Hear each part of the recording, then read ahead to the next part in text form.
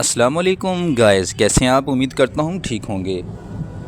آپ دیکھ رہے ہیں ہمارا YouTube and Facebook channel, اور میں ہوں آپ کے ساتھ آپ کا انگلش ٹیچر شہباد احمد۔ تو ڈیئر اسٹوڈنٹس، کافی لمبے گیپ کے بعد انشاءاللہ دوبارہ آپ کی خدمت میں حاضر ہو چکے ہیں، اور اب ہم نے یہ ڈیسائیڈ کیا ہے کہ ڈیلی انشاءاللہ آپ کو انگلش ٹرانسلیشن اور انگلش گرامر کے حوالے سے بہت زیادہ جو ہے وہ انفارمیشن انشاءاللہ ہم دیں گے، اور انشاءاللہ اب گیپ نہیں آئے گا۔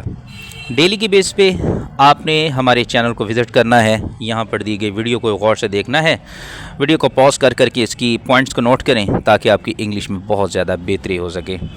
تو اب ہم بغیر وقت ضائع کیے جو ہے وہ شروع کرتے ہیں۔ ویڈیو شروع کرنے سے پہلے آپ سے ریکویسٹ ہے کہ ہمارے چینل کو لائک، سبسکرائب اور فالو اور شیئر لازمی کیا کریں۔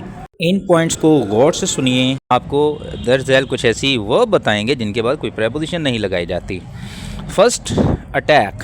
اکثر بچے اٹیک کے بعد ایڈ لگا دیتے ہیں، یہ غلط ہوتا ہے۔ اٹیک کے بعد پریپوزیشن نہیں لگے گی۔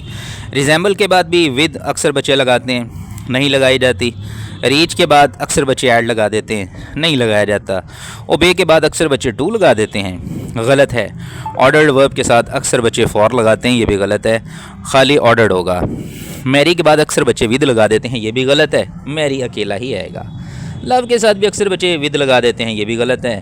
افیکٹ کے بعد بھی کچھ نہیں آئے گا، اور انفارم کے بعد بھی کچھ نہیں آئے گا، اور کنٹرول کے بعد بھی کچھ نہیں آئے گا۔